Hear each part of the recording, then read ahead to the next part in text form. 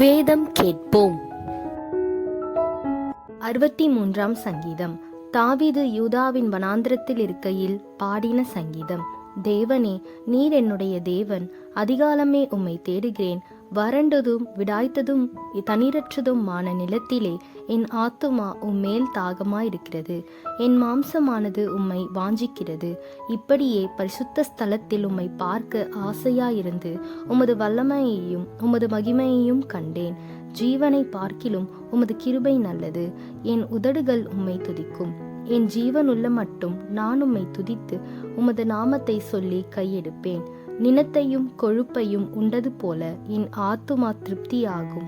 என் வாய் ஆனந்த களிப்புள்ள உதடுகளால் உம்மை போற்றும். என் படுக்கையின் மேல் நான் உம்மை நினைக்கும் போது ராஜாமங்களில் உம்மை தியானிக்கிறேன். நீர் எனக்கு துணையாயிருந்ததினால் உமது செட்டைகளின் நிழலிலே களி கூறுகிறேன். என் ஆத்துமா உம்மை தொடர்ந்து பற்றி கொண்டிருக்கிறது. உமது வலது கரம் என்னை தாங்குகிறது. என் பிராணனை அழிக்க தேடுகிறவர்களோ பூமியின் தாழ்விடங்களில் இறங்குவார்கள். அவர்கள் பட்டயத்தால் விழுவார்கள், நரிகளுக்கு இரையாவார்கள்.